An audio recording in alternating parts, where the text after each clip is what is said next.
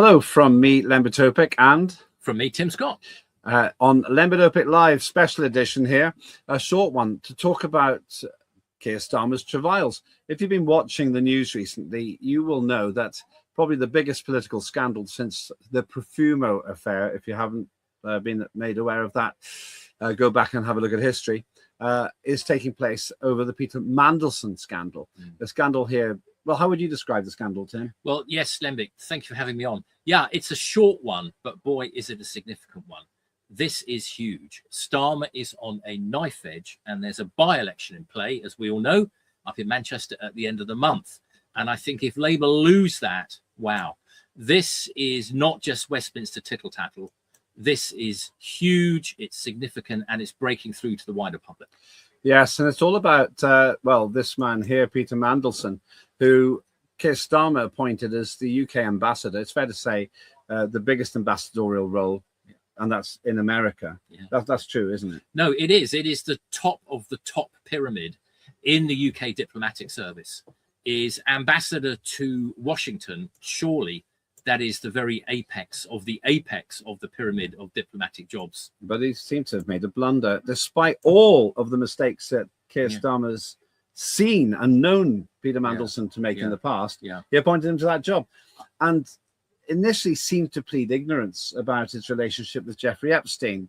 And I didn't pay that much attention to it myself, but we now know that Jeffrey Epstein, there is pictured with Peter Mandelson, were very good chums. And yeah, they were. Arguably, apparently, although Peter Mandelson denies it, he got 75 grand, $75,000 at one point, indirectly. Very easy to miss that. Yeah, I mean, honestly, if you gave me that in small change, I wouldn't notice. I know. So this all came out. And then you had Keir Starmer claiming in Prime Minister's questions that he knew about it, but somehow it didn't stop him from appointing Peter Mandelson. And now he's appalled. Well, he's appalled about the fact that he knew or that he didn't know. It doesn't even make any logical sense, Tim. Yes, he's appalled at the appalling mess that he's made, that he has appallingly created. Yeah, he's created himself. I mean, let's just back up a minute on Peter Mandelson. This guy has been dodgy for decades, has he not? I mean, he's a wrong 'un, and I think everybody instinctively knows that. I mean, he's been dismissed from the cabinet twice, and he's as dodgy as anything. An architect of New Labour, if not the architect of New Labour. I mean, that ought to tell us something. And it's been admitted by Starmer today under quite good questioning, I think, from Kemi Badenoch, who's finally, and not before time, is making her impression that the briefing which he received about Mandelson had in it his links with Jeffrey Epstein. And here's one of the telltale pictures, a very strange and unexplained picture of a lady in a bathrobe. Yes, with Peter Mandelson, what looks like a hotel room, but it's not really explained what's going on there. Yes. So this is the man that Keir Starmer thought should represent the whole of the British interest in what was the special relationship. Yes. Because I think Keir Starmer's. Well, I often wander around the house looking like that. Like Peter Mandelson or like the girl in the robe? bumping into random women and showing them something on my iPad. Yeah, it's really. Can you put that up again? I mean, you could almost have a caption contest for that, which we're not going to do because we don't want to Bible ourselves. But all of this becomes really difficult because Keir Starmer's judgment is under question here. It is, and that's the difficulty for him. This relentless diet of proof that Mandelson and Epstein were really good chums, and so on. Now, the one conflict is, what does Starmer mean when he says he knew that Mandelson had these close ties with Epstein, but now he's appalled by them? Yes. Literally at the heart of all of this is a strange contradiction. Yes, which seems to point both ways, Tim. Yeah. I mean, Mandelson's been a wrong 'un for decades, and to appoint him to this top of the top jobs.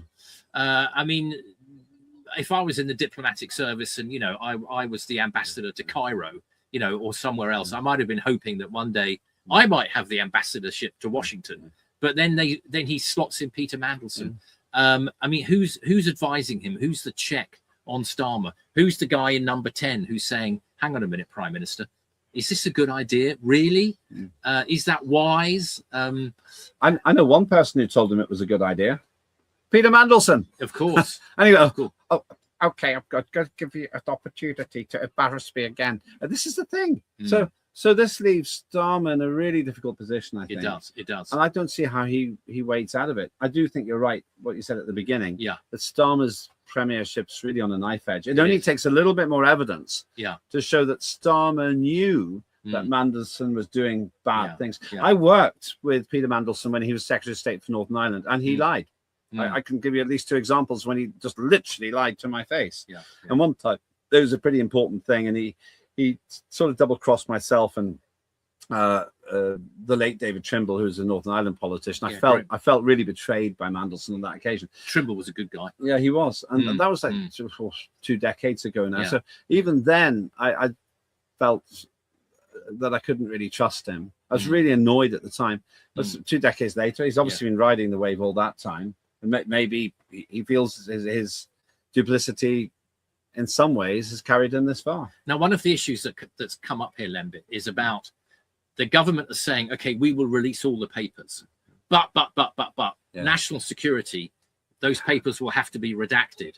Well, yes, but redacted by whom? And as we speak, you might even hear it in the background, we've got the BBC News channel on, and the debate in Parliament is rumbling on. Who is going to decide what gets redacted out? Yeah. And they're saying, they're quoting national security and all that sort of good stuff. It cannot be number 10. And the Intelligence Security and Security Committee is being put forward. If the papers are going to be released, they cannot be redacted by number 10. We need somebody independent. We need a judge. Maybe the Intelligence and Security Committee even needs to decide. I mean, probably something will have to be reasonably redacted.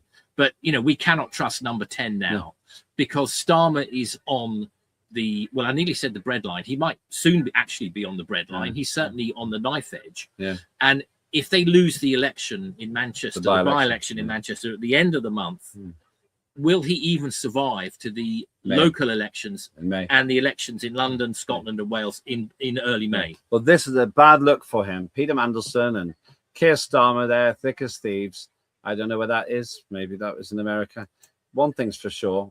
This has done nothing to help Starmer's credibility. And Lembit, who would succeed Starmer? My goodness, who would succeed him? Oh, I do hope it's Angela Rayner. Really? Yeah, I think that would be. I mean, who's going to succeid Starmer? I mean, David Lammy. Wes Streeting. David Lammy. Disaster mind. Who was king after Henry VIII? Henry VII. Wes Streeting. Okay, articulate, presentable, but he's got a tiny majority over one of these sort of nutcase Gaza Islamist candidates. I mean, Angela Rayner. Okay, she's come up the hard way, single mum at an early age, all that sort of thing. But I don't. And then she buys a holiday apartment when her constituency is in the north of England. And then there's this whole hoo-ha about the tax. Did she pay the tax? I don't think the country is going to buy Angela Rayner. And Andy Burnham, as we know, has been kept out of the game at the moment. Andy Burnham, no thank you, can't run. The National Executive Committee, which Starmer controls, has ruled him out because they don't want a sub. Even if Andy Burnham won the seat, they then don't want a by-election for Mayor of Manchester. Yeah, well, we'll see what's going to happen. One thing's for sure, this is the biggest test of Keir Starmer's leadership. Let's see what happens. You're watching me, Lembit Öpik, and Tim Scott here on Unprecedented TV.